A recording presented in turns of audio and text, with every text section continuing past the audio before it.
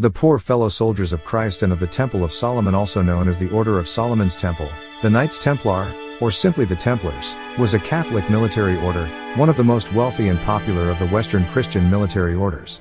They were founded in 1119, headquartered on the Temple Mount in Jerusalem, and existed for nearly 2 centuries during the Middle Ages. Officially endorsed by the Roman Catholic Church by such decrees as the papal bull Omne Datum Optimum of Pope Innocent II, the Templars became a favored charity throughout Christendom and grew rapidly in membership and power. Templar Knights, in their distinctive white mantles with a red cross, were amongst the most skilled fighting units of the Crusades. They were prominent in Christian finance. Non-combatant members of the order, who made up as much as 90% of their members, managed a large economic infrastructure throughout Christendom.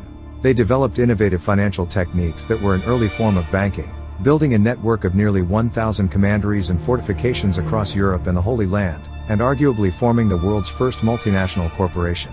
The Templars were closely tied to the Crusades. When the Holy Land was lost, support for the order faded. Rumors about the Templars' secret initiation ceremony created distrust, and King Philip IV of France, while being deeply in debt to the order, used this distrust to take advantage of the situation. In 1307, he pressured Pope Clement to have many of the order's members in France arrested, tortured into giving false confessions, and then burned at the stake. Under further pressure, Pope Clement V disbanded the order in 1312. The abrupt disappearance of a major part of the European infrastructure gave rise to speculation and legends, which have kept the Templar name alive into the present day. The Knights Templar have become associated with legends concerning secrets and mysteries handed down to the select from ancient times.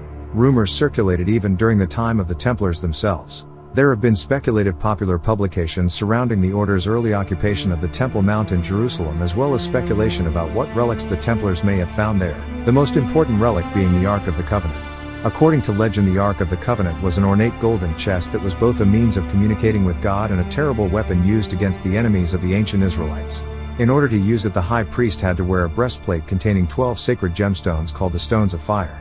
These objects were kept in the Great Temple of Jerusalem until they vanished following the Babylonian invasion in 597 BCE. At the ancient ruins of Petra in southern Jordan, Graham Phillips uncovered evidence that 13th century Templars found the Ark and the Stones of Fire, and that they brought these treasures back to central England when they fled the persecution of French King Philip the Fair a century later. The Hermetic Order of the Golden Dawn, Latin, Ordo Hermeticus Aurorae Aureae, more commonly the Golden Dawn, Aurora Aurea, was a secret society devoted to the study and practice of occult hermeticism and metaphysics during the late 19th and early 20th centuries. Known as a magical order, the Hermetic Order of the Golden Dawn was active in Great Britain and focused its practices on theurgy and spiritual development. Many present-day concepts of ritual and magic that are at the center of contemporary traditions, such as Wicca and Thelema, were inspired by the Golden Dawn, which became one of the largest single influences on 20th century Western occultism. The 3 founders, William Robert Woodman, William Wynne Westcott, and Samuel Liddell Mathers, were Freemasons. Westcott appears to have been the initial driving force behind the establishment of the Golden Dawn. The Golden Dawn system was based on hierarchy and initiation, similar to Masonic lodges. However, women were admitted on an equal basis with men. The Golden Dawn was the first of 3 orders, although all 3 are often collectively referred to as the Golden Dawn and Quat. The first order taught esoteric philosophy based on the Hermetic Kabbalah and personal development through study and awareness of the 4 classical elements, as well as the basics of astrology, tarot divination, and geomancy. The Order of the Golden Dawn originated from a collection of documents known as the cipher manuscripts, written in English using a cipher attributed to German scholar Johannes Trithemius, 1462–1516. These manuscripts outlined the rituals of the order, and prescribed a curriculum of graduated teachings encompassing Hermetic Kabbalah, astrology, tarot, geomancy, and alchemy. According to accepted tradition, the manuscripts were handed from Kenneth Mackenzie, a Masonic scholar, to Reverend A.F.A. Woodford, whom in turn passed them on to Dr. Westcott. In 1887, it is said that Westcott allegedly managed to decode them. Westcott was pleased with his discovery, called on Samuel Liddell MacGregor Mathers for a second opinion, and asked for cooperation in turning the manuscripts into a coherent system for lodge work. Mathers and Dr. Westcott have been credited for developing the ritual outlines and the cipher manuscripts into a workable format. By the mid-1890s, the Golden Dawn was well established in Great Britain, with membership rising to over 100 from every class of Victorian society. In its heyday, many cultural celebrities belonged to the Golden Dawn, such as actress Florence Farr and Irish revolutionary Maud Gonne. Gonne left after she converted to Roman Catholicism. Some well-known members included Arthur Machen, William Butler Yeats, Evelyn Underhill, and Aleister Crowley. Many men and women of the 19th century fin de siècle social culture were members of the Golden Dawn. The different grades of the order are listed below. First order. Introduction: Neophyte 0 = 0, Zealoter 1 = 10, Theoricus 2 = 9, Practicus 3 = 8, Philosophus 4 = 7. Second order. Intermediate portal grade: Adeptus Minoris 5 = 6, Adeptus Majoris 6 = 5, Adeptus Exemptus 7 = 4. Third order. Magister Templi 8 = 3, Magus 9 = 2, Ipsissimus 10 = 1. The paired numbers attached to the grades relate to positions on the Tree of Life. The neophyte grade of 0 = 0 indicates no position on the tree. For the others, the first numeral is the number of steps up from the bottom, Malkuth, and the second numeral is the number of steps down from the top, Kether. The first order grades were related to the four classical elements of earth, air, water, and fire, respectively. The aspirant to a grade received instruction on the metaphysical meaning of each of these elements, and had to pass a written examination and demonstrate certain skills to receive admission to that grade. The Anunnaki are a group of deities of the ancient Sumerians, Akkadians, Assyrians, and Babylonians. 1. In the earliest Sumerian writings about them, which come from the post-Akkadian period, the Anunnaki are deities in the pantheon, descendants of an Enki, the god of the heavens and the goddess of earth, and their primary function was to decree the fates of humanity. Some believe that the Anunnaki were, in fact, off-world beings posing as gods. This theory also asserts that these sky gods genetically engineered the human race a slave species, which may account for weak links in the evolutionary story. These theories gave birth to the ancient astronaut hypothesis, asserting that off-world beings have been posing as gods to influence human affairs for millennia. Many believe that the Anunnaki extracted massive amounts of gold using human labor. This is derived from multiple discoveries of ancient mining tunnels in South Africa, as well as relics and links to the Sumerians. No one knows why they wanted gold, no one knows how much was taken, and quad. The Anunnaki introduced the concepts of money, finance, and debt to human societies. A theory that these beings originated from Nibiru, aka Planet X, has been added to alternate Anunnaki narratives, as well as the likelihood of the off-world gods bringing advanced technologies that account for sophisticated megastructures such as the pyramids or Stonehenge. Out-of-place artifacts and tool discoveries contribute to these premises. The Sumerians are also known for sophisticated astronomical and mathematical knowledge, speculated to have passed from the Anunnaki. While no lists of the Anunnaki pantheon exist, it is known that each Sumerian city-state had its own Anunnaki god/overseer assigned by senior Anunnaki Marduk. The Order of Assassins, or simply the Assassins, were a Nizari Ismaili order and sect of Shia Islam that existed between 1090 and 1275. During that time, they lived in the mountains of Persia and in Syria, and held a strict subterfuge policy throughout the Middle East through the covert murder of Muslim and Christian leaders who were considered enemies of the Nizari Ismaili state. The modern term assassination is believed to stem from the tactics used by the assassins. The Nizari Ismaili state, later known as the Assassins, was founded by Hassan I Sabah. The state was formed in 1090 after the capture of Alamut Castle in modern Iran, which served as the assassins' headquarters. The Alamut and Lamsar castles became the foundation of a network of Ismaili fortresses throughout Persia and Syria that formed the backbone of assassin power, and included Syrian strongholds at Masyaf, Abu Bays, Al-Qadmas and Al-Khawf. The Nizari Ismaili state was ruled by Hassan I Sabah until his death in 1124.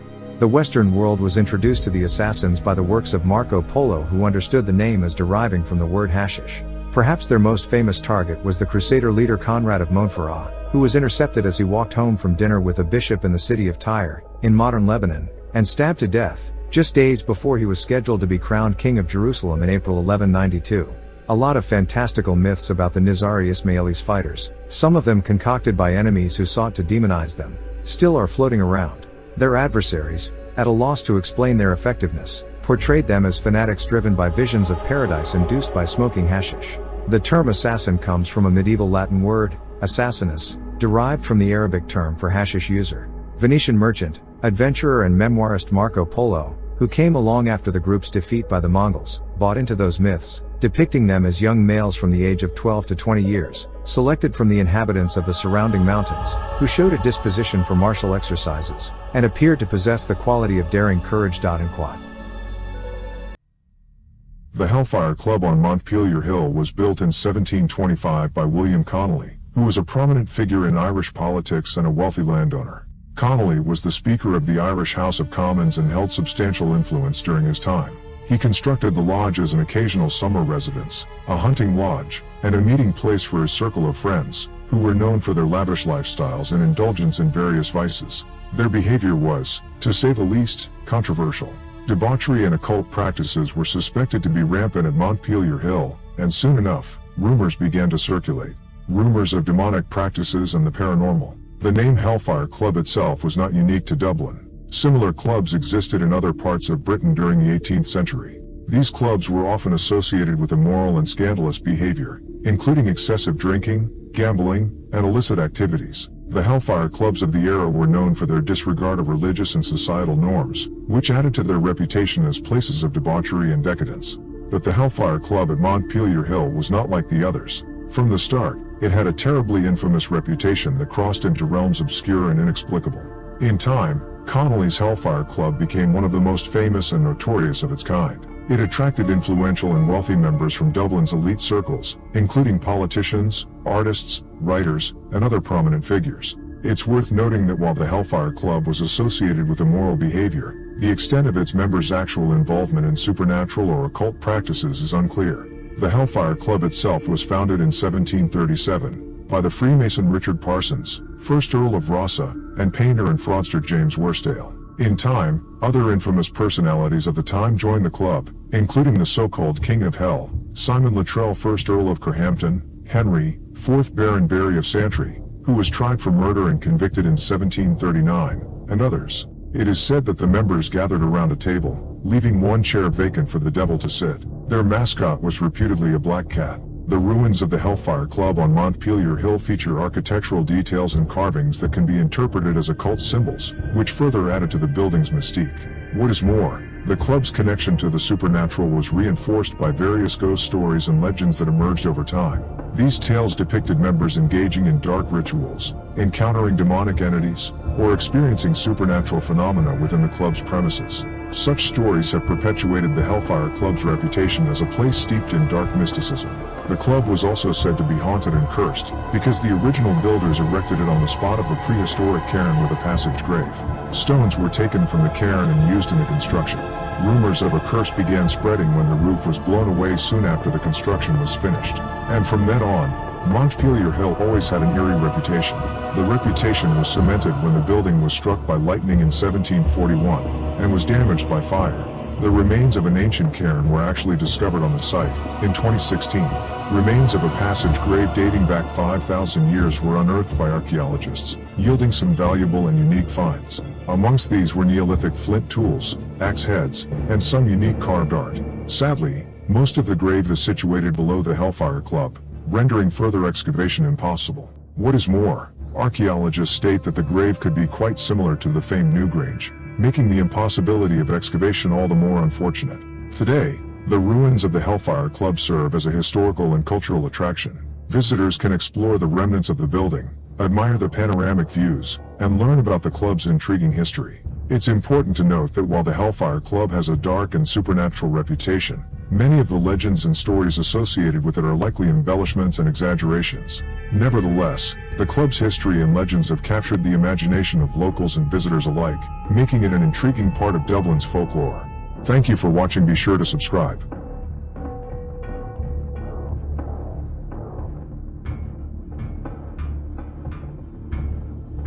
The Philosopher's Stone, or more properly Philosopher's Stone, is a mythic alchemical substance capable of turning base metals such as mercury into gold or silver. It is also called the elixir of life, useful for rejuvenation and for achieving immortality. For many centuries, it was the most sought-after goal in alchemy. The Philosopher's Stone was the central symbol of the mystical terminology of alchemy, symbolizing perfection at its finest, enlightenment, and heavenly bliss. Efforts to discover the Philosopher's Stone were known as the magnum opus, great work in quod. The earliest known written mention of the Philosopher's Stone is in the Charokmata by Zosimos of Panopolis, circa 300 AD. Alchemical writers assign a longer history. Elias Ashmole and the anonymous author of Gloria Mundi, 1620, claim that its history goes back to Adam, who acquired the knowledge of the stone directly from God. This knowledge was said to have been passed down through biblical patriarchs, giving them their longevity. The legend of the stone was also compared to the biblical history of the Temple of Solomon and the rejected cornerstone described in Psalm 118. The theoretical roots outlining the stone's creation can be traced to Greek philosophy. Alchemists later used the classical elements, The concept of anima mundi, and creation stories presented in texts like Plato's Timaeus as analogies for their process. According to Plato, the four elements are derived from a common source or prima materia, first matter, associated with chaos. Prima materia is also the name alchemists assigned to the starting ingredient for the creation of the Philosopher's Stone. The importance of this philosophical first matter persisted throughout the history of alchemy. In the 17th century, Thomas Vaughan writes, "The first matter of the stone is the very same with the first matter of all things. And quod." Many of the Western world's most brilliant minds searched for the Philosopher's Stone over the centuries, including Roger Boyle, the father of modern chemistry, and even Sir Isaac Newton, whose secretive dabblings in alchemy are well known by now. Long before Newton, however, there was Nicolas Flamel, a French bookseller and notary who lived in Paris during the 14th and early 15th centuries. In 1382, Flamel claimed to have transformed lead into gold after decoding an ancient book of alchemy with the help of a Spanish scholar familiar with the mystic Hebrew text known as the Kabbalah.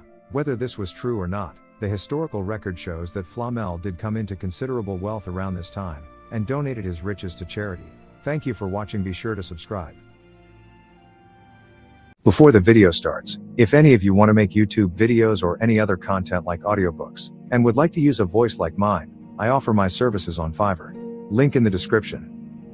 Alchemy is an ancient branch of natural philosophy, a philosophical and proto-scientific tradition that was historically practiced in China, India, the Muslim world, and Europe.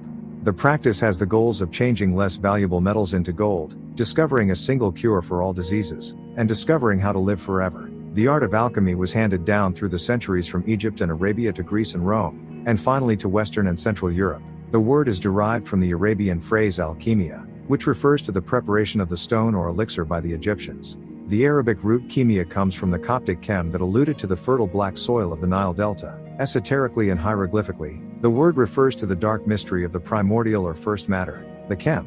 Simplified, the aims of the alchemists were threefold: to find the stone of knowledge, the Philosopher's Stone, to discover the medium of eternal youth and health, and to discover the transmutation of metals. To the medieval alchemists' mind, the different elements were but the same original substance in varying degrees of purity. Gold was the purest of all and silver followed closely. In the early days of alchemy, the astronomical signs of the planets were also used as alchemical symbols. Then in the centuries of medieval persecution and suppression, every alchemist invented his own secret symbols. Islamic and European alchemists developed a basic set of laboratory techniques, theories, and terms, some of which are still in use today. They did not abandon the ancient Greek philosophical idea that everything is composed of four elements, and they tended to guard their work in secrecy, often making use of ciphers and cryptic symbolism. In Europe, the 12th century translations of medieval Islamic works on science and the rediscovery of Aristotelian philosophy gave birth to a flourishing tradition of Latin alchemy. This late medieval tradition of alchemy would go on to play a significant role in the development of early modern science, particularly chemistry and medicine. In the eyes of a variety of modern esoteric and neo-Hermeticist practitioners, alchemy is fundamentally spiritual. In this interpretation, transmutation of lead into gold is presented as an analogy for personal transmutation, purification, and perfection. According to this view, early alchemists such as Zosimos of Panopolis, circa 300 AD, highlighted the spiritual nature of the alchemical quest, symbolic of a religious regeneration of the human soul. This approach is held to have continued in the Middle Ages, as metaphysical aspects, substances, physical states, and material processes are supposed to have been used as metaphors for spiritual entities, spiritual states, and, ultimately, transformation. In this sense, the literal meanings of alchemical formulas were like a veil, hiding their true spiritual philosophy. In the neo-Hermeticist interpretation, both the transmutation of common metals into gold and the universal panacea are held to symbolize evolution from an imperfect, diseased, corruptible, and ephemeral state toward a perfect, healthy, incorruptible, and everlasting state, so the Philosopher's Stone then represented a mystic key that would make this evolution possible. Applied to the alchemist, the twin goals symbolized their evolution from ignorance to enlightenment, and the stone represented a hidden spiritual truth or power that would lead to that goal. In texts that are held to have been written according to this view, the cryptic alchemical symbols, diagrams, and textual imagery of late alchemical works are supposed to contain multiple layers of meanings, allegories, and references to other equally cryptic works, which must be laboriously decoded to discover their true meaning. Thank you for watching. Be sure to subscribe. The homunculus is first referred to in alchemical writings of the 16th century. It is likely, however, that this concept is older than these writings. The idea that miniature fully formed people can be created has been traced to the early Middle Ages, 400 to 1000 AD, and is partly based on the Aristotelian belief that the sperm is greater than the ovum in its contribution to the production of offspring. The first known account of the production of the homunculus is said to be found in an undated Arabic work called the Book of the Cow, purportedly written by the Greek philosopher Plato himself. The materials required for the creation of the homunculus include human semen, a cow or ewe, and animal blood, whilst the process includes the artificial insemination of the cow, ewe, smearing the inseminated animal's genitals with the blood of another animal, and feeding it exclusively on the blood of another animal. The pregnant animal would eventually give birth to an unformed substance, which would then be placed in a powder made of ground sunstone, a mystical phosphorescent elixir, sulfur, magnet, green tutia, a sulfate of iron, and the sap of a white willow.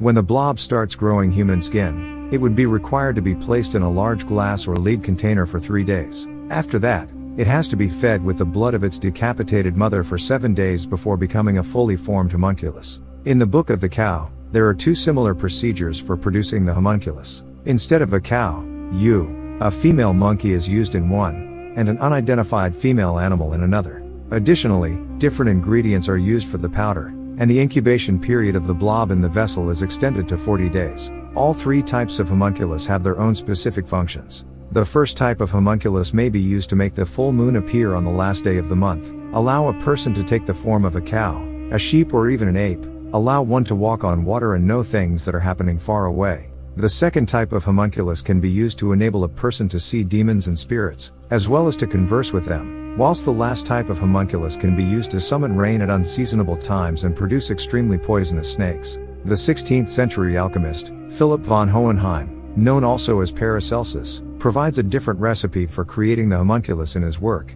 De Natura Rerum. This recipe uses a horse as the surrogate mother of the homunculus, and the semen of a man is left inside the animal's womb to putrefy for 40 days, before a little man is born. Rather than using the homunculus to perform magical feats, Paracelsus instructs that the homunculus ought to be educated with the greatest care and zeal, until it grows up and begins to display intelligence. Paracelsus also claims that the procedure for making the homunculus is one of the greatest secrets revealed by God to mortals, perhaps suggesting that the creation of artificial life is divine wisdom that may be used by human beings. Thank you for watching. Be sure to subscribe.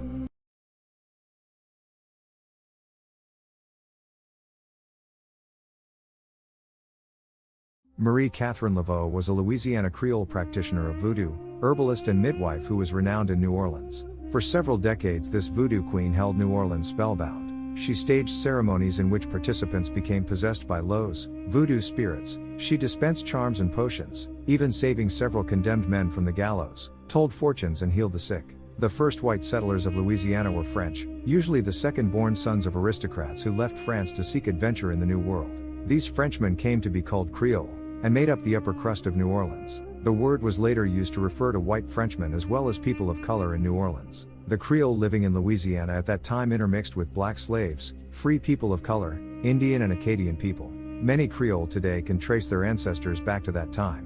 Although there is plenty of information about Marie Lavo in the legends and lore of New Orleans, separating the fact from the myth has always been a challenge. Nearly everything that is known about her originates in the secretive oral tradition of the practitioners of voodoo, which has been embellished with hearsay and drama, making an already larger-than-life persona absolutely formidable in the tales that survive. Marie Lavo is believed to have been born in the French Quarter of New Orleans on September 10, 1794, the illegitimate daughter of wealthy Creole plantation owner Charles Lavo and his mistress Marguerite, who was reportedly black and Choctaw Indian. Marie grew up on her father's plantation where she was educated and studied to be a hairdresser. She was a devout Catholic who went to Mass every day of her life. On August 4, 1819, Marie Lavo married carpenter Jacques Paris, a free person of color from Haiti, and went to live in the French Quarter of New Orleans. Their marriage certificate is preserved in St. Louis Cathedral in New Orleans. This record also contains the names of Marie's parents, Charles Lavo and Marguerite d'Arcantrel. Marie was described as tall, beautiful and statuesque, with curly black hair, golden skin. Those with African ancestry helped revive voodoo and other African-based cultural practices in the New Orleans community, and the Creole of color community increased markedly. Paris went missing and was presumed dead in 1824. Marie insisted that he had died and that she was a widow, although there is evidence that he had deserted her. For whatever reason, Paris was out of her life and she was left with 2 children to raise. Following the custom of the time, Lavo began calling herself the Widow Paris. After Paris' death, Marie Lavo began working as a hairdresser catering to the wealthy white and Creole women of New Orleans, and this is considered the root of her enduring legend. About 1826 she entered into a common law marriage with Louis Christophe Dominil de Glapion, a member of a prominent local family. She lived with him until his death in 1855, but as late as 1850 a newspaper still referred to her as Marie Lavo. Although she and Glapion never married, Marie had 15 children by him in rapid succession and ultimately ended her hairdressing career to devote all of her energies to raising her brood. But she by no means lost a clientele, for as she settled into domesticity she also set about becoming the legendary Voodoo Queen of New Orleans. Although she never abandoned her Catholic roots and always urged people to attend Catholic Mass, she became increasingly interested in her mother's African traditional beliefs.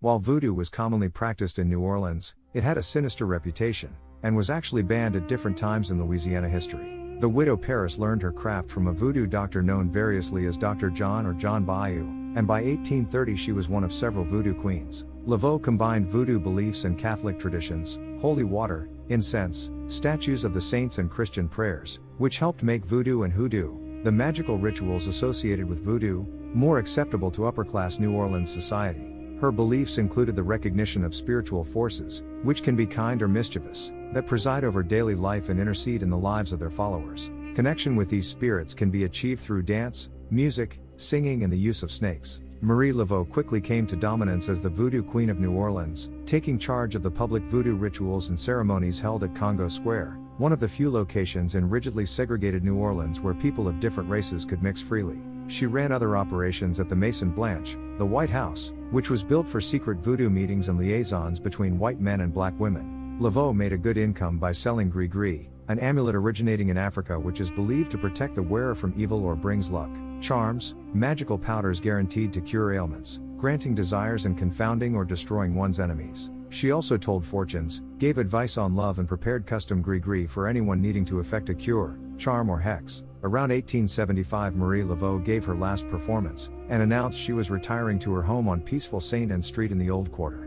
But she never completely retired. She continued her work until at least 1875, when she is said to have been active visiting the poor and imprisoned, and still giving readings in her home. On June 15, 1881 Marie Laveau died peacefully at her St. Anne Street home at age 86. Thank you for watching. Be sure to subscribe.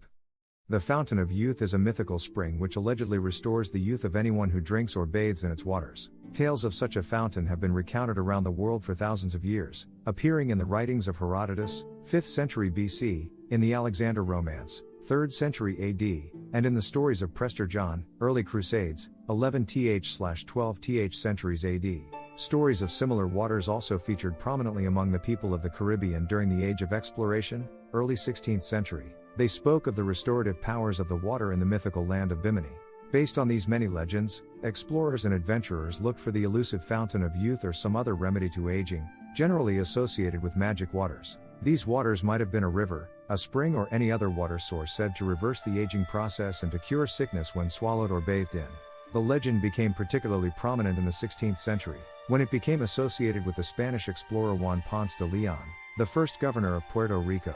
Ponce de Leon was supposedly searching for the Fountain of Youth when he traveled to Florida in 1513.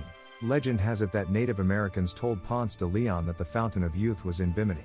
Tales of sacred, restorative waters existed well before the birth of Spanish conquistador Juan Ponce de Leon around 1474. Alexander the Great, for example, was said to have come across a healing river of paradise in the 4th century BC, and similar legends cropped up in such disparate locations as the Canary Islands, Japan, Polynesia, and England.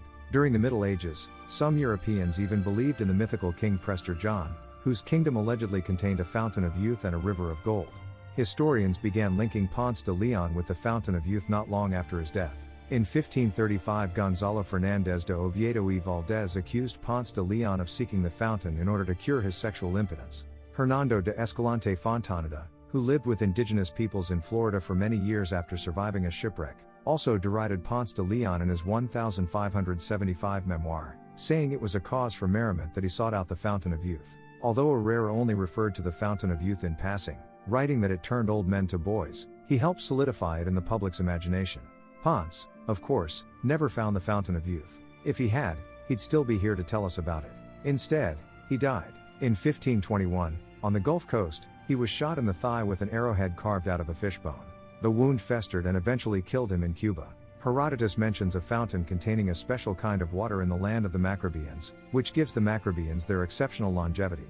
The ichthyophagid then in their turn questioned the king concerning the term of life, and diet of his people, and were told that most of them lived to be 120 years old, while some even went beyond that age. They ate boiled flesh, and had for their drink nothing but milk. When the ichthyophagi showed wonder at the number of the years, he led them to a fountain, wherein when they had washed, they found their flesh all glossy and sleek, as if they had bathed in oil, and a scent came from the spring like that of violets. The water was so weak, they said, that nothing would float in it, neither wood, nor any lighter substance, but all went to the bottom.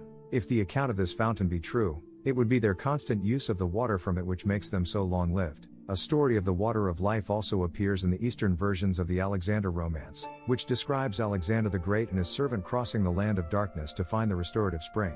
The servant in that story is in turn derived from Middle Eastern legends of Al-Qadr, a sage who appears also in the Quran. Arabic and Al-Yamiyato versions of the Alexander romance were very popular in Spain during and after the period of Moorish rule, and would have been known to the explorers who journeyed to America. These earlier accounts inspired the popular medieval fantasy The Travels of Sir John Mandeville, which also mentions the Fountain of Youth as located at the foot of a mountain outside Palam, modern Kollam, in India. Thank you for watching. Be sure to subscribe.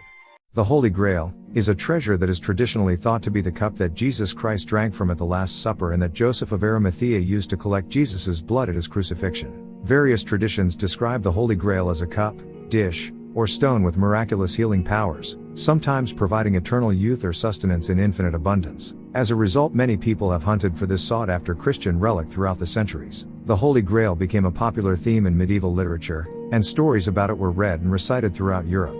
Some Arthurian tales claim that Joseph of Arimathea brought the Grail to Glastonbury in England. One legend has it that on the spot where he buried the Grail, the water runs red because it travels through Christ's blood. Others believe the Knights Templar, a medieval order that protected pilgrims traveling to the Holy Land, seized the Holy Grail from the Temple Mount during the Crusades and secreted it away. Since the 19th century, the Holy Grail has been linked to various conspiracy theories. In 1818, Austrian pseudo-historical writer Joseph von Hammer-Purgstall connected the Grail to contemporary myths surrounding the Knights Templar that cast the order as a secret society dedicated to mystical knowledge and relics. In Hammer-Purgstall's work, the Grail is not a physical relic but a symbol of the secret knowledge that the Templars sought. There is no historical evidence linking the Templars to a search for the Grail, but subsequent writers have elaborated on the Templar theories. Starting in the early 20th century, writers, particularly in France, further connected the Templars and Grail to the Cathars. In 1906, French esoteric writer Josephine Peloton identified the Cathar castle of Montségur with Montsalvage or Montsalvat, the Grail castle in Wolfram's Parzival.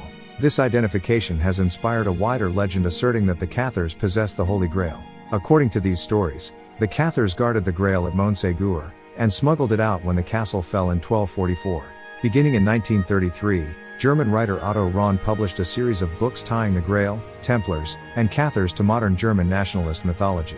According to Rahn, the Grail was a symbol of a pure Germanic religion repressed by Christianity.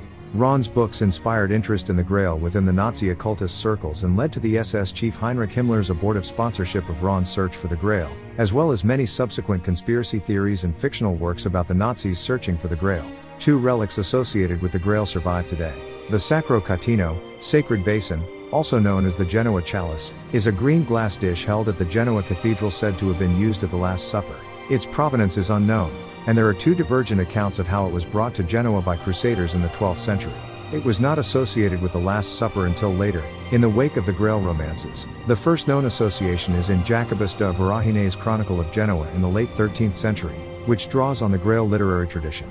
The Catino was moved and broken during Napoleon's conquest in the early 19th century, revealing that it is glass rather than emerald. The Holy Chalice of Valentia is an agate dish with a mounting for use as a chalice. The bowl may date to Greco-Roman times, but its dating is unclear, and its provenance is unknown before 1399, when it was gifted to Martin I of Aragon. By the 14th century an elaborate tradition had developed that this object was the Last Supper chalice. This tradition mirrors aspects of the Grail material, with several major differences, suggesting a separate tradition entirely. It is not associated with Joseph of Arimathea or Jesus' blood. It is said to have been taken to Rome by St. Peter and later entrusted to St. Lawrence. Early references do not call the object the Grail. The first evidence connecting it to the Grail tradition is from the 15th century. The monarchy sold the cup in the 15th century to Valencia Cathedral, where it remains a significant local icon. Thank you for watching. Be sure to subscribe. The legend of Yukiona, the Snow Woman, comes from the land of the rising sun. This beautiful but dangerous character may be a personification of death in a severe snowstorm. Japanese legends do tend to mention her ability to turn humans to ice. Yet other times, stories speak to her softer, gentler side, and suggest Yukiona is more a benevolent snow spirit than a snowy reaper waiting for her next victim. Yukiona is included among the lengthy list of what are known as yokai, supernatural creatures known as monsters, demons, spirits or other mythical beings, from Japan. She's not a very popular mythological creature, but Yukiona is known by most people living in the higher altitudes or colder parts of Japan. For those who are not familiar with the abundant variety of Japanese folklore, yokai make up a substantial part of their mythology and legends. Most unknown phenomena or natural elemental forces could be described as yokai in action. Yukiona is believed to inhabit locations with snowy mountains where she feeds off human life energy and regular food. However, there are variations to this story according to which Japanese province is telling the tale. This means the legend takes a variety of forms which change over time, but a consistent element of the narrative states that Yukiona preys on lost travelers in heavy snowstorms. This legend has become better known in the Western world thanks to the translated works of Lafcadio Hearn. With ageless white skin and cold as ice itself, Yukiona is said to have strikingly deep violet eyes and beautiful long black, or white, hair. She feeds on the human life force, sucking it from her victims' mouths into hers, freezing them solid.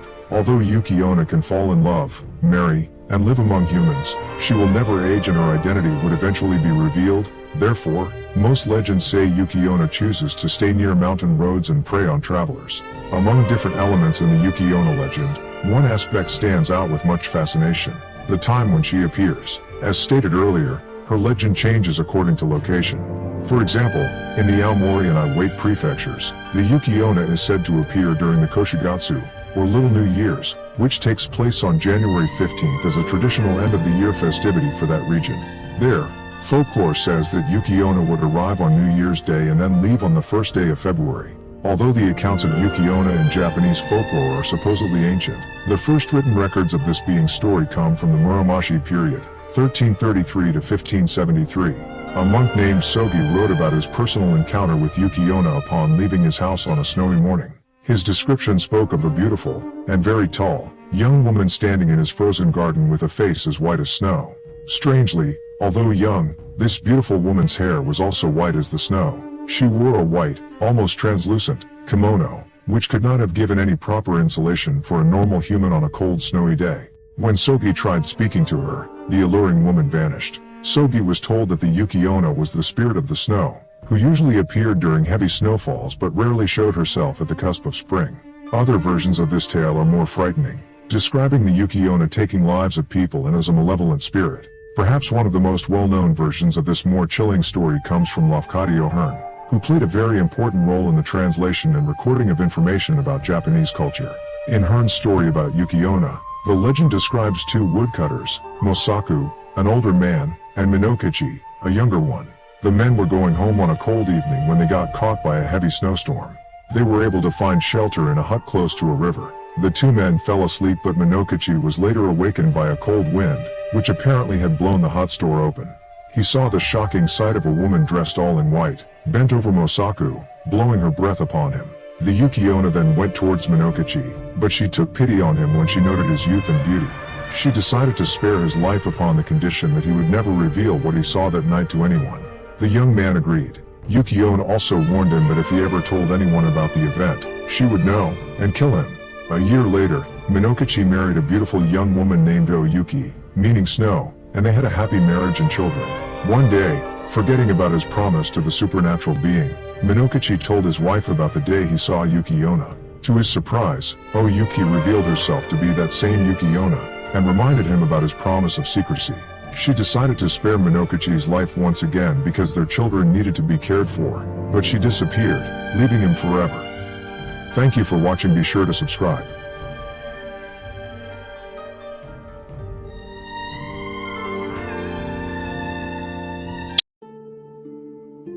The earliest Jewish accounts did not have a clear Satan figure, but one of the earliest to be named was Mistema. Mistema is portrayed as the adversary of God. Mistema has his origin in the Jewish apocryphal work, the Book of Jubilees, in which he plays a role in many traditional stories in the Old Testament narrative. In addition to representing a dualistic tendency within early Jewish thought, In the Book of Jubilees, Mastema is depicted as a powerful angel who acts as the main adversary of God or Yahweh.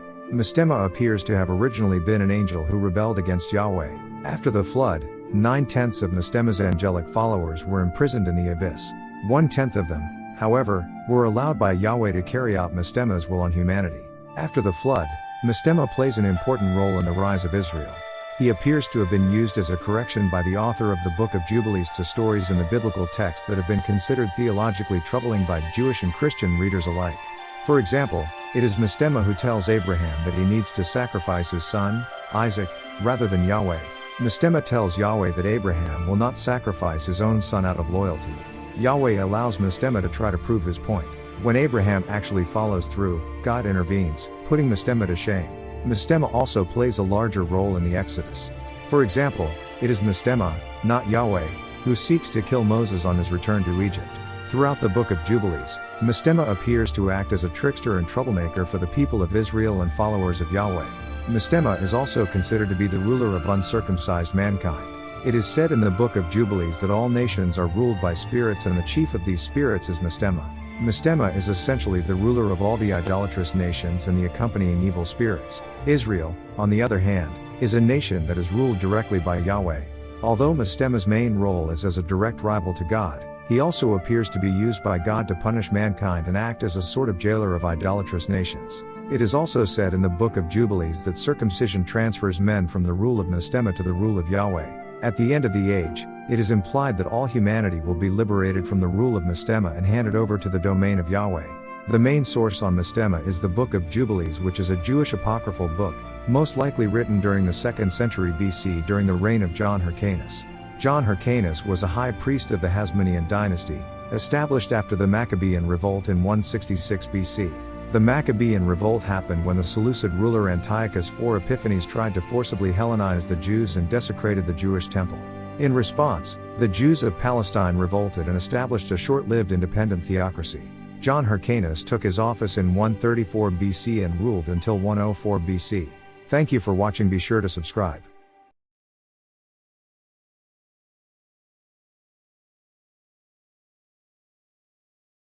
Before the video starts, if any of you want to make YouTube videos or any other content like audiobooks, and would like to use a voice like mine, I offer my services on Fiverr. Link in the description.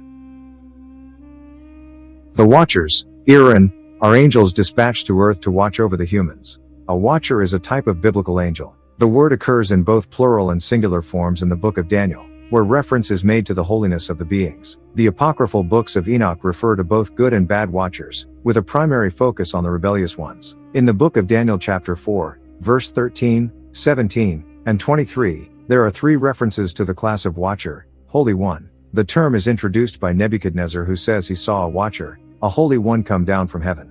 He describes how in his dream the Watcher says that Nebuchadnezzar will eat grass and be mad, and that this punishment is by the decree of the Watchers, the demand by the word of the Holy Ones, that the living may know that the Most High rules the kingdom of men and gives it to whom he will and sets over it the lowliest of men. In the books of Enoch, the first book of Enoch devotes much of its attention to the fall of the Watchers. The second book of Enoch addresses the Watchers who are in 5th heaven where the fall took place. The third book of Enoch gives attention to the unfallen Watchers. In one account, the angel Asael descends to earth and teaches forbidden knowledge to women concerning female adornment, which facilitates lust. He also teaches men how to create weapons, which enables war. In another thread woven into the story of the Watchers in Enoch, humans are taught magic and other forbidden knowledge. This again results in sin and the flood. The predominant tradition and main thread in the Book of Watchers, into which the other traditions are interwoven, focuses on the desire of the angels, led by Shemi-Haza, to mate with human women. The result of this union is unnatural, as could be expected. The women bear violent giants. The giants' violence and voracious hunger cause humans tremendous distress, as well as setting off a domino effect of violence among all creatures of the world.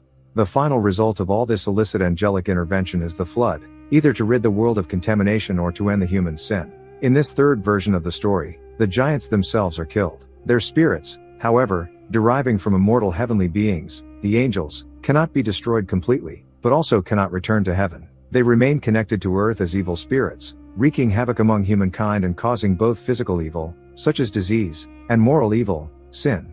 The Book of Enoch also lists leaders of the 200 fallen angels who married and commenced an unnatural union with human women, and who taught forbidden knowledge. Some are also listed in Book of Raziel, Sefer Raziel HaMalak, the Zohar, and Jubilees. Arakiel taught humans the signs of the earth. However, in the Sibylline oracles, Arakiel is referred to not as a fallen angel, or watcher, but as one of the 5 angels who lead the souls of humans to judgment, the other 4 being Ramiel, Uriel, Samael, and Azazel.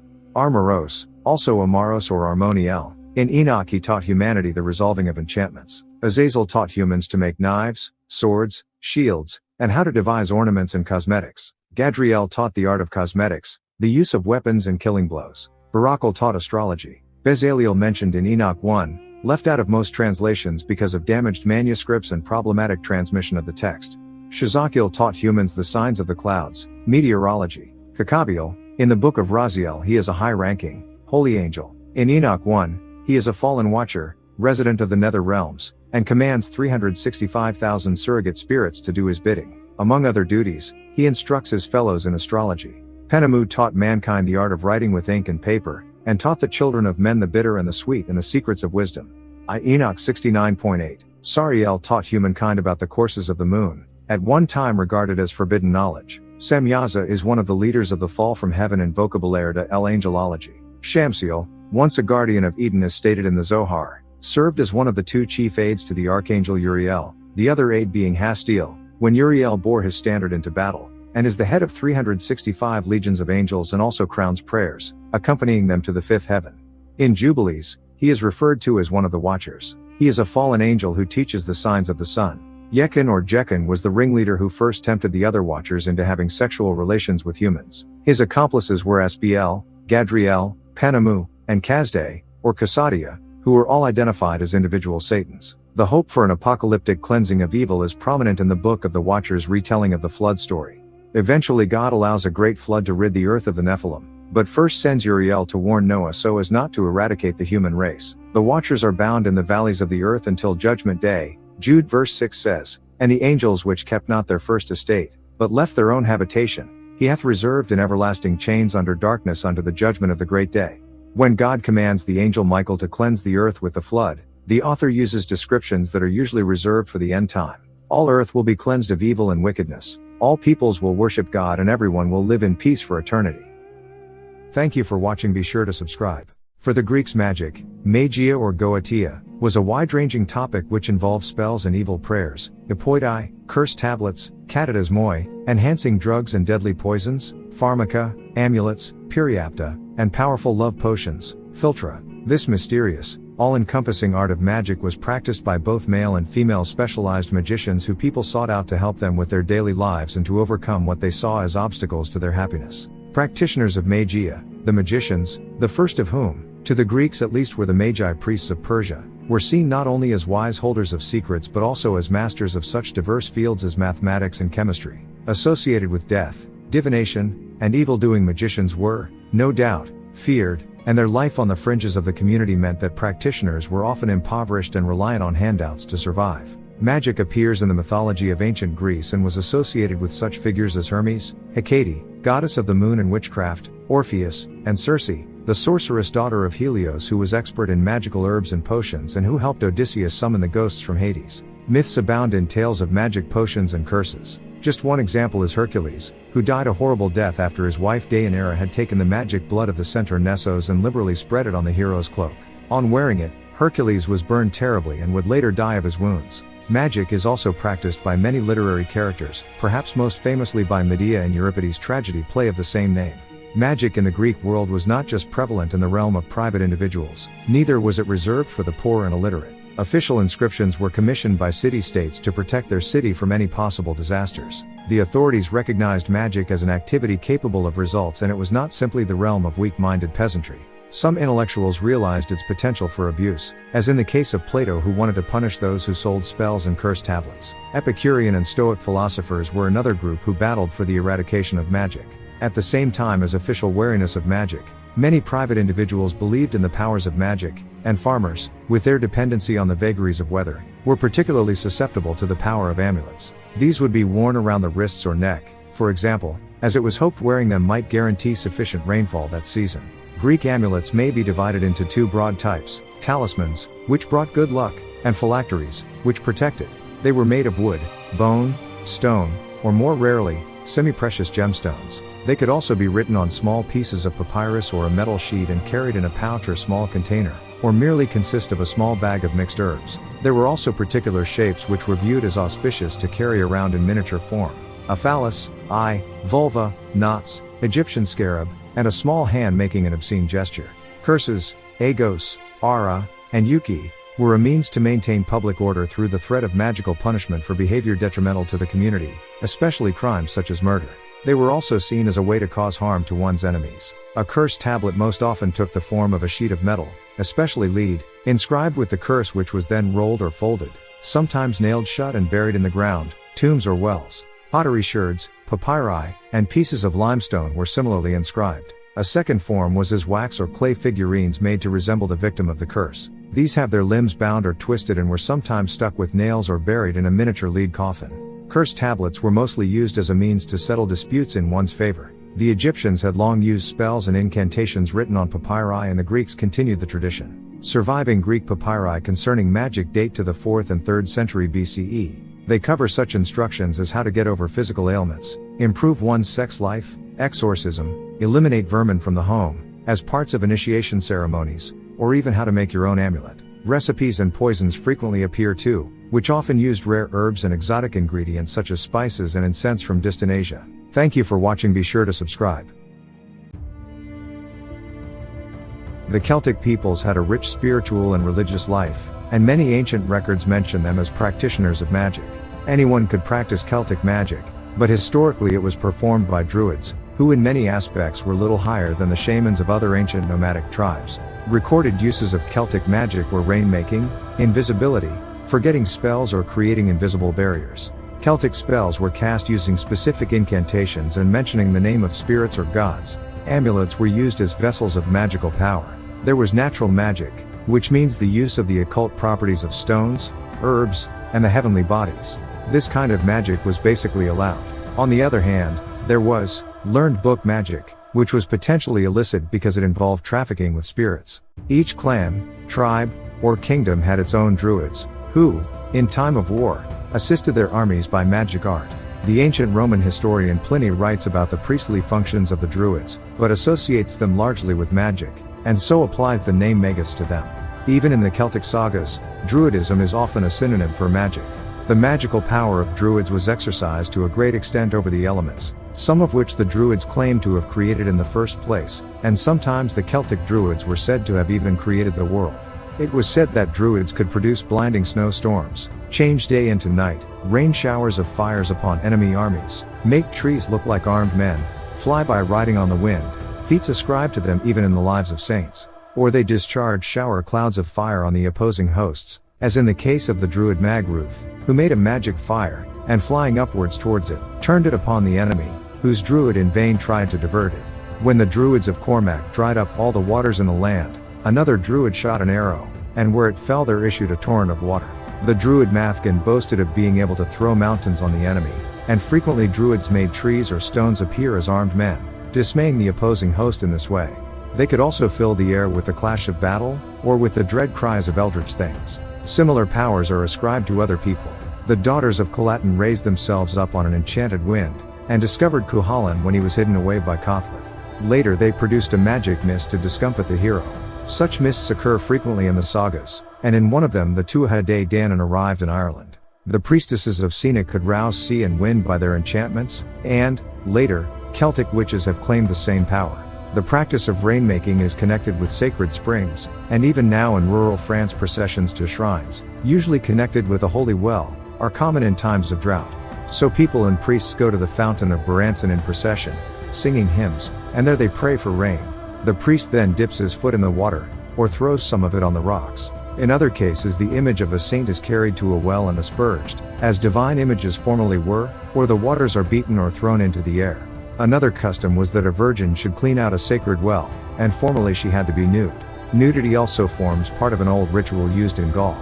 In time of drought the girls of the village followed the youngest virgin in a state of nudity to seek the herb Belinuncia. This she uprooted, and was then led to a river and there asperged by the others. In this case the asperging imitated the falling rain, and was meant to produce it automatically.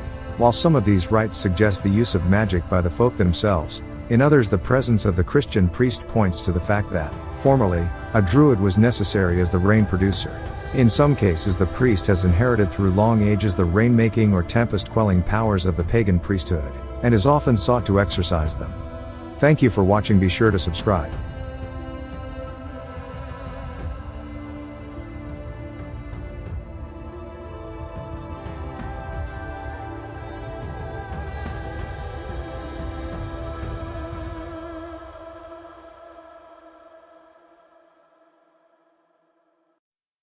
Lilith is one of the oldest known female spirits of the world.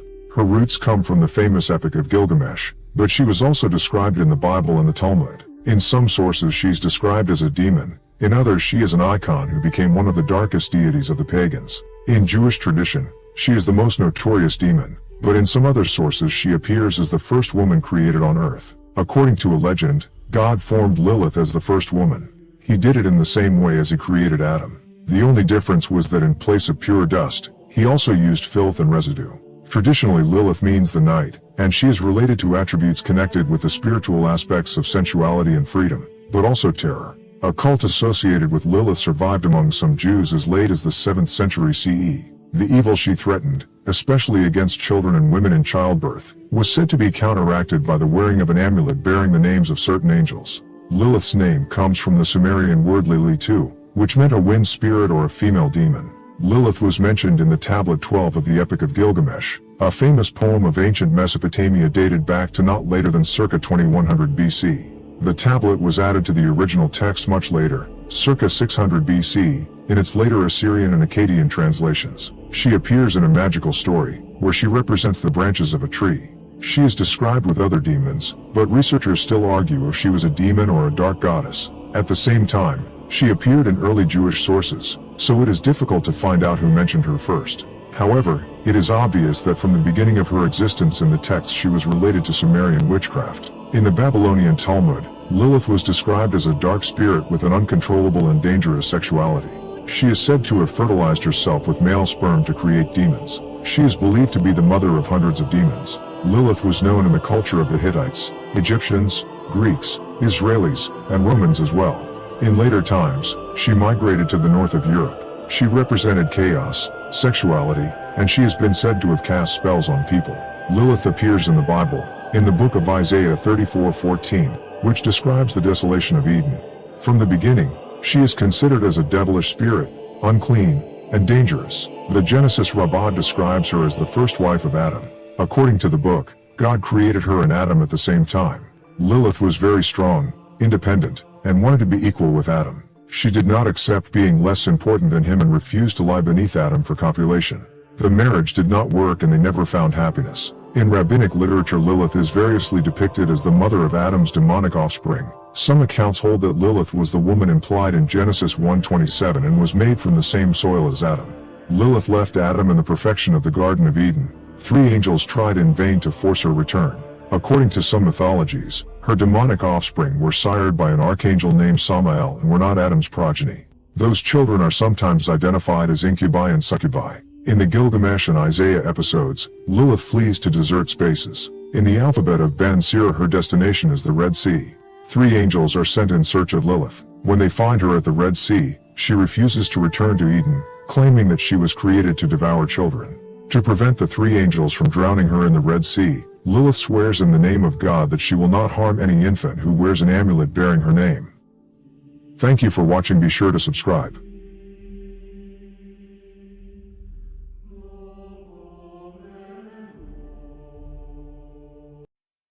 In 1996, José Luis Delgado Mamani, a local tour guide in Peru, discovered an ancient archaeological site carved into Homunculus mountain near Lake Titicaca, in the Andes Mountains of Peru, near the border with Bolivia. It became known as Aramu Muru, or the Puerta de Homunculus, the Gate of the Gods. It is one of the most enigmatic and controversial archaeological sites in South America. There are a number of theories about the origin and purpose of the Gate of the Gods, but its true function and significance remain a mystery.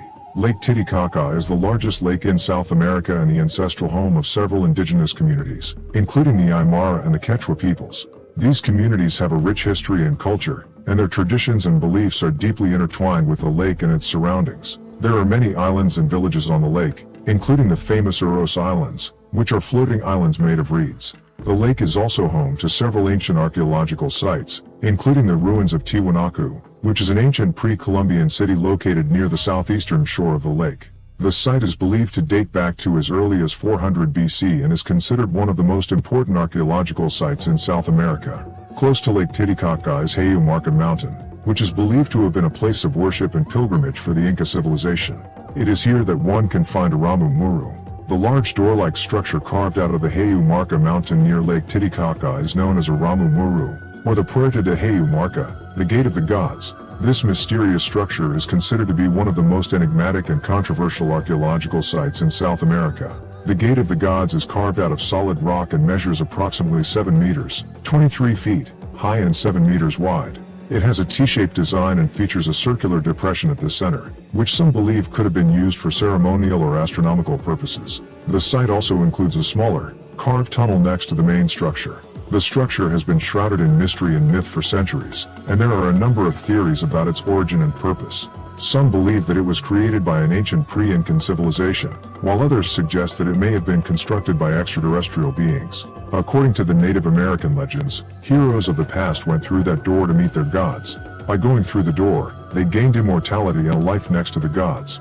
The stories also mention that a few of those men returned to Earth through a gate, with their gods, in order to inspect their kingdoms. The gate was a gateway to the land of the gods. The concept of a star gate or a portal, a gate where someone can travel to different places, is prominent in other legends, such as those of the Sumerians. Another legend describes the story of Aramu Maru, an Inca priest of the Temple of the Seven Rays. It is said that in order to escape the Spanish, he left the temple with a golden disc, known as the Key of the Gods of the Seven Rays, and went to hide in the mountain of Homunculus. Aramu Maru eventually used the golden disc during a ceremony with other priests. The door opened and he went through it. According to that legend, light has been emitting through the tunnel that he went through.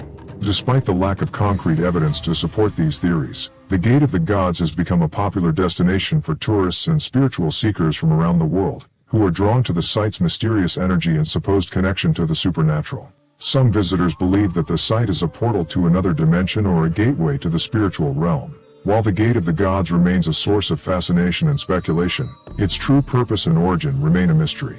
Nevertheless, its unique design and location continue to attract visitors from around the world who are intrigued by its enigmatic qualities and potential historical significance. No further excavations have been done there since it is considered an ancient archaeological site and protected by the Peruvian government. Thank you for watching. Be sure to subscribe.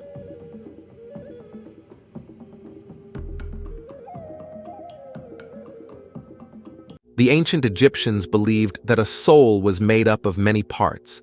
In addition to these components of the soul, there was the human body. According to ancient Egyptian creation myths, the god Adam created the world out of chaos, utilizing his own magic. At the beginning of time, the god Atum stood on the primordial mound in the midst of the waters of chaos and created the world. The power which enabled this act was Heka, magic, personified in the god Heka, the invisible force behind the gods. The earth and everything in it was therefore imbued with magic, and this naturally included human beings. Humanity had been created by the gods, and one lived and moved owing to the magical force which animated them, the soul. Because the earth was created with magic, Egyptians believed that the world was imbued with magic, and so was every living thing upon it. When humans were created, that magic took the form of the soul, an eternal force which resided in and with every human. The concept of the soul and the parts which encompass it has varied from the Old Kingdom to the New Kingdom, at times changing from one dynasty to another, from 5 parts to more. Most ancient Egyptian funerary texts reference numerous parts of the soul: Kait, or the physical body; Sa, or the spiritual body; Ren, or the name identity; Ba, or the personality; Ka, or the double or vital essence; Ib, or the heart; Shut, or the shadow; Sakem, or the power form. The Ket was the physical body which, when it became a corpse, provided the link between one's soul and one's earthly life. The soul would need to be nourished after death, just as it had to be while on earth. and so food and drink offerings were brought to the tomb and laid on an offerings table. The dead body was not thought to actually eat this food, but to absorb its nutrients supernaturally. Paintings and statues of the dead person were also placed in the tomb, so that, if something should happen to damage the body, the statue or painting would assume its role. If all the rites, ceremonies, and preservation rituals for the Ket were observed correctly, and the deceased was found worthy, by Osiris and the gods of the underworld, of passing through into the afterlife, the Sa, the spiritual representation of the physical body, forms. This spiritual body was then able to interact with the many entities extant in the afterlife. As a part of the larger construct, the Akh, the Sa, was sometimes seen as an avenging spirit, which would return from the underworld to seek revenge on those who had wronged the spirit in life. A well-known example was found in a tomb from the Middle Kingdom in which a man leaves a letter to his late wife, who, it can be supposed, is haunting him. The Ren was one's secret name. This was given to one at birth by the gods, and only the gods knew it. Scholar Nicholas B. Pumphrey writes, "The only way that the fate or destiny can change is if a creature of higher power changes the name. As long as the name of the being exists, the being will exist throughout eternity as part of the fabric of the divine order." The Ren was the name by which the gods knew the individual soul and how one would be called in the afterlife. The Ba is most often translated as soul, and was a human-headed bird aspect which could travel between earth and the heavens, and specifically between the afterlife and one's corpse. Each Ba was linked to a particular body, and the Ba would hover over the corpse after death, but could also travel to the afterlife, visit with the gods, or return to earth to those places the person had loved in life. The corpse had to reunite with the Ka each night in order for the Ka to receive sustenance, and it was the job of the Ba to accomplish this. The gods had a Ba as well as a Ka. The Ka was the Egyptian concept of vital essence, which distinguishes the difference between a living and a dead person, with death occurring when the Ka leaves the body. The Egyptians believed that Khnum created the bodies of children on a potter's wheel and inserted them into their mothers' bodies. Depending on the region, Egyptians believed that Heket, or Meskenet, was the creator of each person's Ka, breathing it into them at the instant of their birth as the part of their soul that made them be alive. The Ib was the heart, the source of good and evil, which defined a person's character. This was the spiritual heart which rose from the physical heart, Hat, which was left in the mummified body of the deceased for this reason. It was the seat of the person's individuality and the record of their thoughts and deeds during their time on earth. It was the Ab which was weighed in the balances against the white feather of truth by Osiris, and if found heavier than the feather, it was dropped to the floor where it was devoured by the monster Amut. Once the heart was eaten, the soul ceased to exist. If the heart was found lighter than the feather, the soul was justified and could proceed on toward paradise. A special amulet was included in the mummification of the corpse and placed over the heart as a protective charm to prevent the heart from bearing witness against the soul and possibly condemning it falsely. A person's shadow or silhouette, shut, is always present. Because of this, Egyptians surmised that a shadow contains something of the person it represents. Through this association, statues of people and deities were sometimes referred to as shadows. The shadow in Egypt represented comfort and protection, and the sacred sites at Amarna were known as Shadow of Ra for this reason. Many scholars define Sekhem as the living force or life force of the soul, which exists in the afterlife after all judgment has been passed. It is defined in a Book of the Dead as the power and as a place within which Horus and Osiris dwell in the underworld. The Akh was the immortal, transformed self, which was a magical union of the Ba and K. Akh is usually translated as spirit and is the higher form of the soul. Spell 474 of the pyramid texts states, "The Akh belongs to heaven, the corpse to earth," and it was the Akh which would enjoy eternity among the stars with the gods.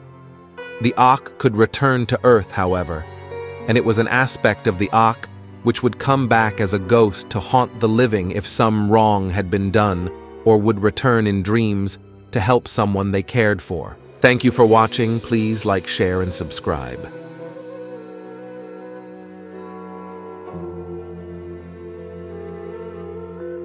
Mammon, also known as Mamyun and Prince of Greed, is one of the 7 princes of hell, being the demon who personifies and represents greed, as well as avarice, wealth, abundance, prosperity, wealth, and injustice, sometimes interpreted as a deity. In the New Testament of the Bible, his name is commonly thought to mean money, material wealth, or any entity that promises wealth, and is associated with the greedy pursuit of gain. The Gospel of Matthew and the Gospel of Luke both quote Jesus using the name in a phrase often rendered in English as, "You cannot serve both God and Mammon." In the Middle Ages, he was often personified and sometimes included in the 7 princes of hell. Mammon in Hebrew, memvien, means money.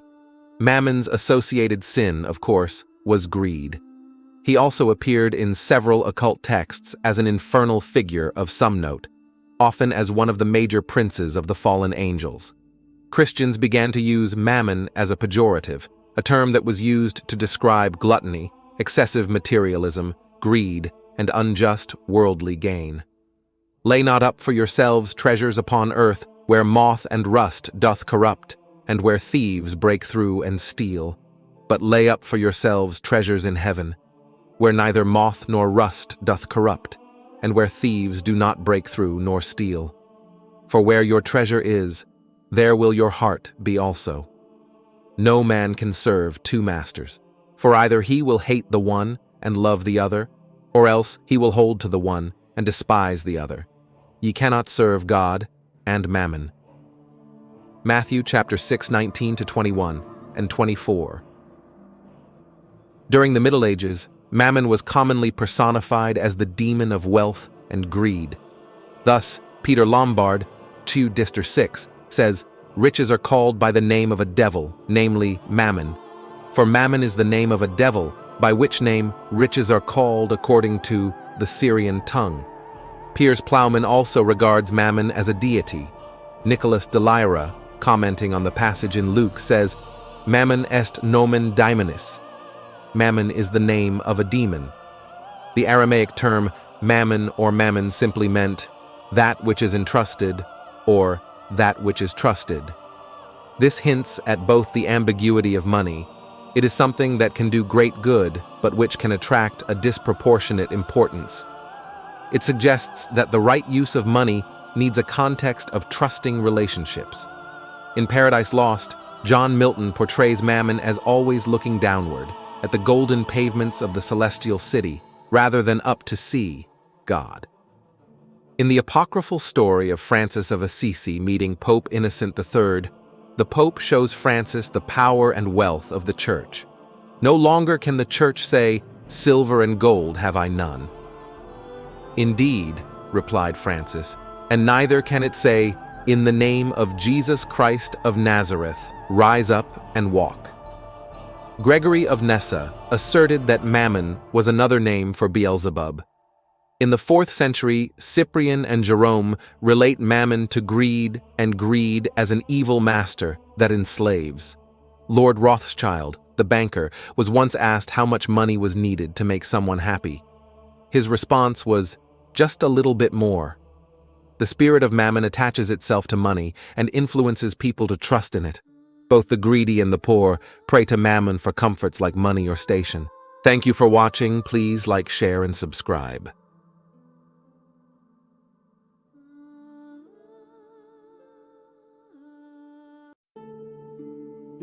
All the surviving literary sources from early medieval Ireland point to one place, Valentia Island, on the southwesternmost tip of Ireland. It is said that here dwelt the famed druid Mug Ruth, also Moy Roeth, whose name translates to slave of the wheel. Valentia Island is known in Irish as Derber, the Oak Wood. This made Mug Ruth a hero of Munster, a Gaelic Irish kingdom in the south of modern-day Ireland, in whose territory Valentia Island was found. The island itself is steeped in ancient history and shows traces of early habitation, especially with the remnants of dolmens and passage tombs. It is possible that for the inhabitants of ancient Munster, the island was seen as a remote location and a likely place for odd myths and curious heroes. Mug Ruth is described as an all-powerful druid, Old Irish druid, sorcerer, wizard, who is ascribed all sorts of supernatural powers. Some sources call him blind, while others say he was one-eyed. In certain tales he loses one of his eyes in the snowy Alps, while the other he lost while trying to stop the course of the sun for 2 days straight. It was said that he could grow to an enormous size, and possess the power to turn men into stone with his breath. Curiously, some of the descriptions sound as if they came straight from a science fiction movie. Mug Ruth supposedly flew in a special machine called the Rothrumch, or the Ord Wheel.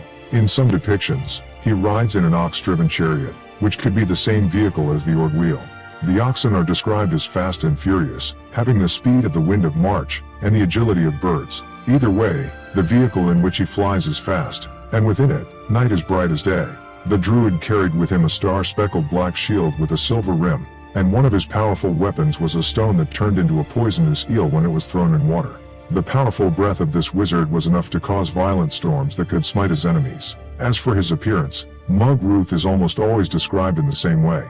He wore a feathered bird mask and a hornless bull hide, which gives him a sort of shamanistic appearance. He was also incredibly old, and it is stated that he lived throughout the reigns of 19 ancient Irish kings. His curious appearance is laden with pagan symbolism, especially considering the fact that the myths were penned down in a Christian era.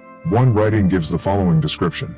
The bull hide from a hornless brown bull belonging to Mug Ruth was now brought to him along with his speckled bird mask with its billowing wings and the rest of his druidic gear. He proceeded to fly up into the sky, along with the fire, and he continued to beat the fire towards the north as he chanted a rhetoric. I fashioned druids' arrows. Since the many different stories and legends concerning this wizard were written down in various stages of Irish medieval history, there is much disagreement about when Mug Ruth lived. Some state that he lived during the reign of the famed High King Cormac Mac Arch, who supposedly ruled sometime between the 2nd and 4th centuries AD. Elsewhere, such as in the iconic book Leber Gabala Iren, Mug Ruth is said to have lived in the reign of the ancient King Conamel, who supposedly existed some 2,000 years before Cormac Mac Arch. It is possible that these conflicting accounts, and the confusion this caused, led to the legend that the druid was extremely long-lived and saw the reigns of 19 kings. Many modern scholars come to the conclusion that Mug Ruth was most likely a personification of an ancient pagan storm or sun god.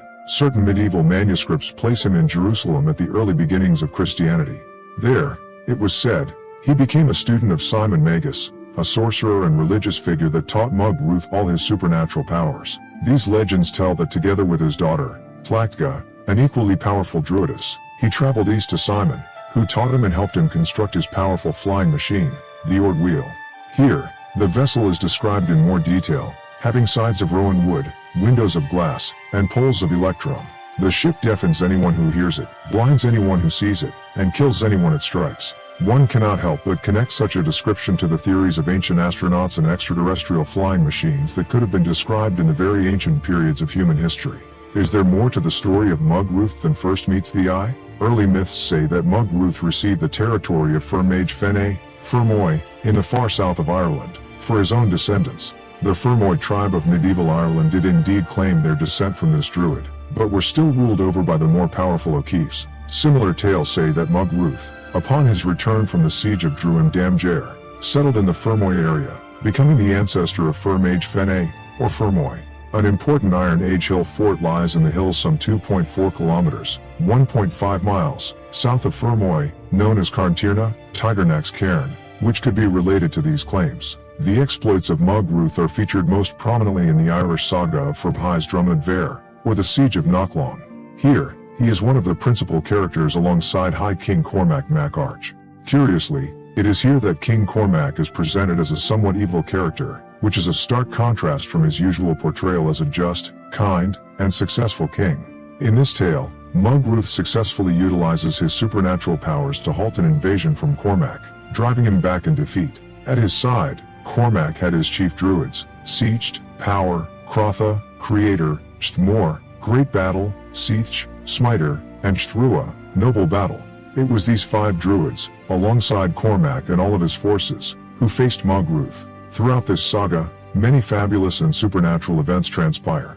During the ensuing battle, Mugruth asks for his powerful poison stone, which he describes as my hand stone, my 100 fighter, my destruction of my enemies. This indicates that this stone was some sort of powerful weapon. When the druid began reciting a chant, the stone transformed from a fiery hard stone into a red water snake that coiled around its victims, a sea eel, a vulture among vultures that separated body from soul, an adder of 9 coils around the body. Later, Mugruth sends forth his powerful breath that turns the stones and sands of the earth into flaming balls of fire that are hurled against the enemy army. In another event, Mugruth has to face the 3 female druids from the enemy army. These druidesses transform themselves into brown sheep with iron beaks. The druid then utilizes his magical kindling wood, tinder, and flint in order to fashion powerful supernatural dogs that pursue these sheep. Curiously, the same elements appear in the story of Mongan Mac Fiach Nai, another mythical medieval Irish hero. Following these events, Mugruth adorns his animalistic clothes, garments of power, and exhales air into the heavens. He then seemingly flies and transforms into a black cloud that rains blood on the enemy's camp. Throughout medieval Irish history, Mugruth was mentioned in many places at different eras. This indicates that he was likely a very popular figure in Irish history and folk tales. The earliest references date to the mid-7th century, and occur in the 9th century Old Irish poems, the above-mentioned saga, and also in the Book of Leinster from the second half of the 12th century. Stories of the archdruid Mugruth were still told in Ireland in the 17th century. The stories tell that this druid had 3 children. In the sagas are mentioned his 2 sons, Furcorb and Buan, and he also had a famous daughter, the druidess Llacca. Thank you for watching. Be sure to subscribe.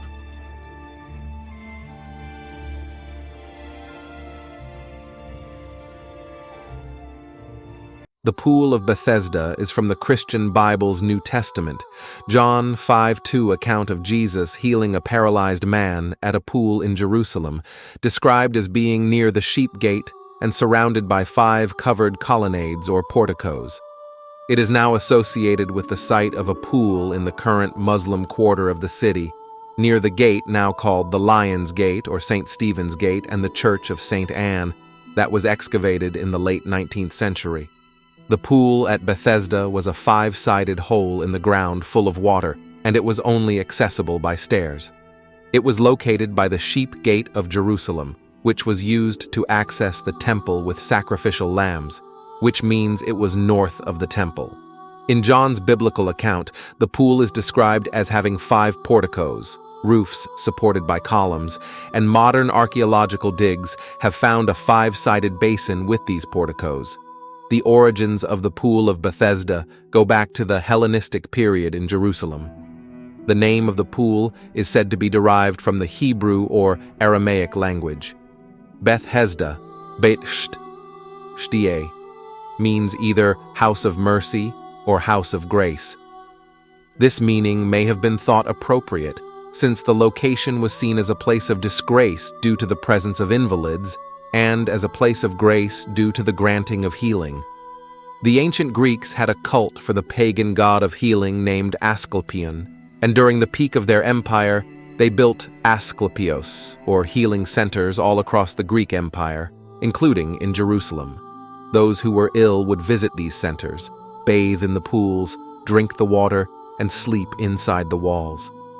If they did this, Asclepion or his serpents would possibly visit the ill in a dream and give them hints about their healing. This belief in Asclepion and his serpents churning the waters of natural pools and springs persisted in Jerusalem at the time when Jesus lived. Many people at the Pool of Bethesda believed that it was the churning of the water or the pagan spirits in natural springs that could possibly heal them. Essentially, the Greek influence in Jerusalem meant that these pools in the city were a popular spot for the ill or disabled to visit or to stay near. They believed if they could enter the pool when bubbles and ripples rose to the surface, that it was the best time for a healing miracle. That's why when Jesus asked the man at the pool if he wanted to be healed, the man told Jesus he couldn't be healed because he couldn't get into the pool when the waters were churned. It was the popular belief at the time that someone had to be in the pool at the right moment to have a chance for a healing miracle. If someone couldn't lower themselves into the pool, the people at the time thought that meant they wouldn't be healed.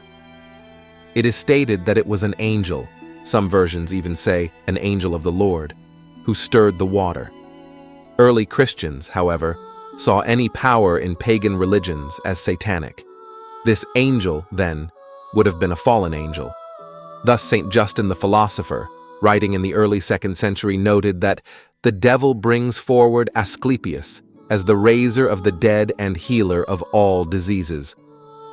100 years later, Tertullian contrasted the angelic presence in the waters of baptism with the unholy angel of the evil one, who often does business with that same element, water for example, with a view to man's perdition. In 1856, the area including the Church of St. Anne and the pool site was presented by the Ottoman Sultan Abdülmecid I to Napoleon III of France.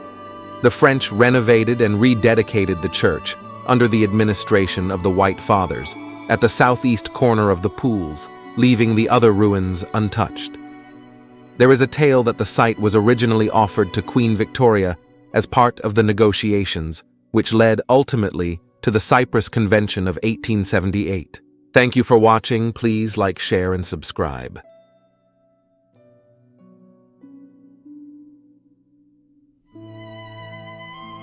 Michael, known as Saint Michael the Archangel, holds a significant role in Judaism, Christianity, Islam, and the Baha'i faith. His earliest references date back to 3rd and 2nd century BC Jewish writings, often with apocalyptic themes. In these works, he is depicted as the chief among angels and archangels, assuming the role of the guardian prince of Israel and overseeing its well-being. Christianity adopted many of these Jewish traditions related to Michael. The Bible, particularly in Revelation 12:7-12, explicitly mentions him engaging in battle against Satan. Additionally, the Epistle of Jude contrasts heretics with Michael as a means of denunciation. The Book of Enoch enumerates Michael as one of 7 archangels, alongside Uriel, Raguel, Raphael, Sariel, Gabriel, and Remiel.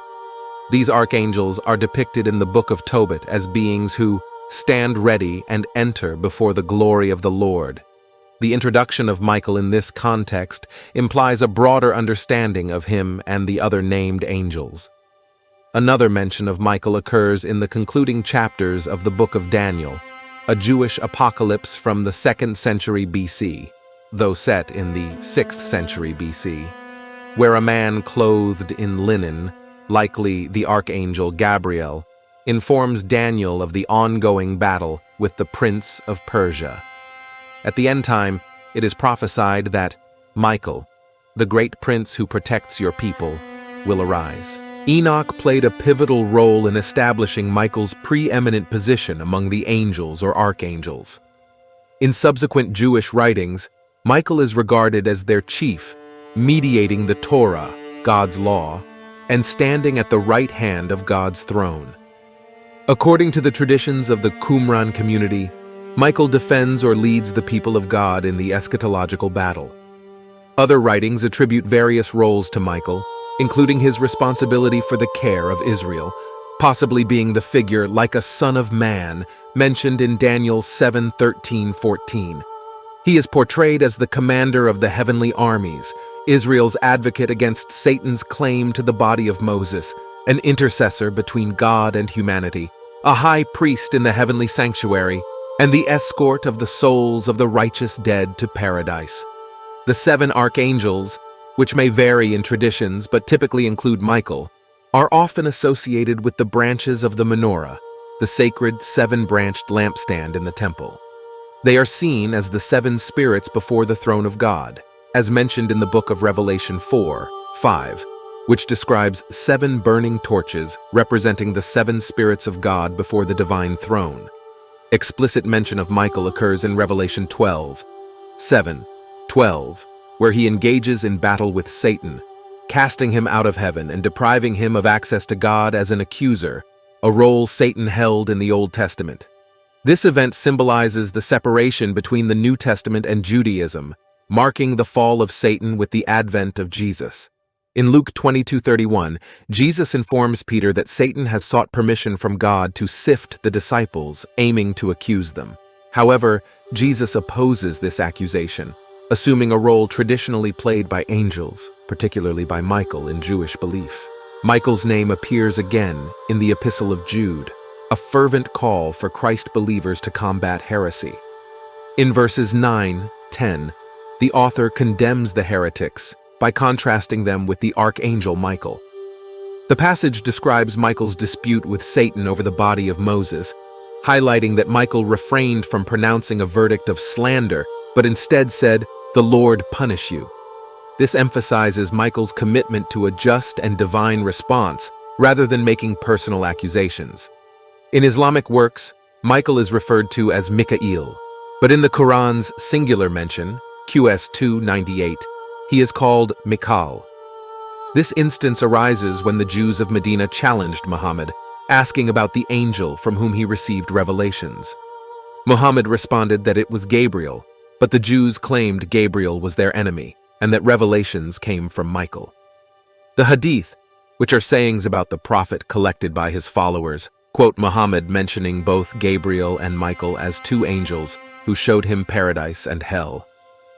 During the early years of Islam, Muslims recited the names of both angels in their obligatory daily prayers, known as the Salat. However, the specific role of Michael, along with other archangels, is not explicitly identified in major Islamic sources. Ordinary Muslims often derive their knowledge of these figures from non-Islamic sources, particularly Jewish traditions. Thank you for watching. Please like, share, and subscribe.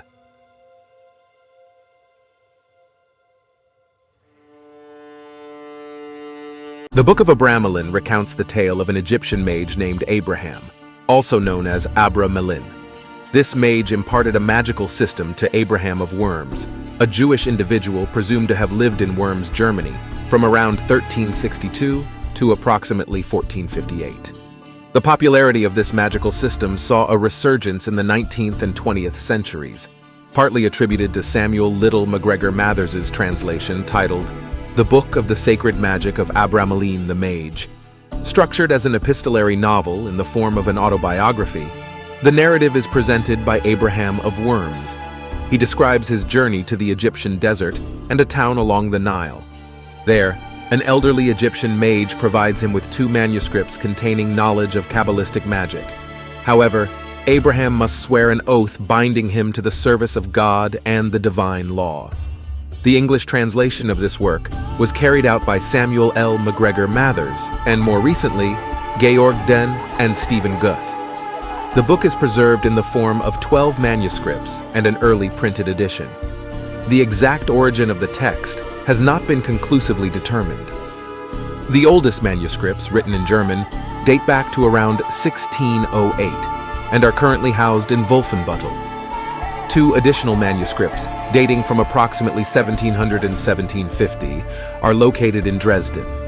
The grimoire takes the form of an epistolary novel or autobiography, with Abraham of Worms recounting his journey from Germany to Egypt and imparting the magical and Kabbalistic secrets of Abramelin to his son Lamech. The narrative within the text indicates a self-dating to the year 1458. The story revolves around Abraham of Worms passing on his magical and Kabbalistic knowledge to his son, detailing how he acquired this wisdom. Abraham narrates his encounter with Abramelin the Mage, situated in the desert near an Egyptian town, Arachi or Araki, along the Nile's border. Abramelin's residence, situated on a small hill surrounded by trees, was where he, an Egyptian mage, taught a potent form of Kabbalistic magic to Abraham. Described as a venerable aged man, Abramelin was notably courteous and kind, focusing on discussions about the fear of God, the importance of leading a well-regulated life, and the pitfalls of pursuing wealth. During their interaction, Abramelin secured a commitment from Abraham to forsake his false dogmas and embrace the way and law of the Lord. Subsequently, Abramelin entrusted Abraham with 2 manuscript books for personal copying, requesting 10 gold florins. Abramelin intended to distribute the money to 72 needy individuals in Arachi. Upon Abraham's return after 15 days, having fulfilled the payment's purpose, Abramelin obtained an oath from him to serve and fear the Lord, and to live and die in his most holy law. Following this, Abramelin imparted the divine science and true magic encapsulated within the manuscripts, instructing Abraham to adhere to and share this wisdom only with those he knew well. The practical magic outlined in Abramelin, found in both the French texts Book 3 and the German originals Book 4, revolves around a series of talismans crafted from magic word squares. Unlike traditional magic squares, typically composed of numbers, Abramelin's squares consist of letters. While conventional word squares are often used as puzzles or educational tools, Abramelin transforms them into mystical tools where each square is filled with words or names connected to the square's magical objective. An analogous example is the renowned Sator Arepo Tenet Opera Rotus word square, with a modified version appearing among Abramelin's squares. In this mystical context, each square is designed to align with the magical purpose it serves. For instance, a square titled "To Walk Underwater for as Long as You Want" features the word Mayim, representing the Hebrew word for water. Another square aimed at recovering jewelry treasures starts with the word Tifara, which not only means golden ring in Hebrew, but also denotes the sphere of beauty on the Kabbalistic tree of life associated with the sun. Thank you for watching. Please like, share, and subscribe.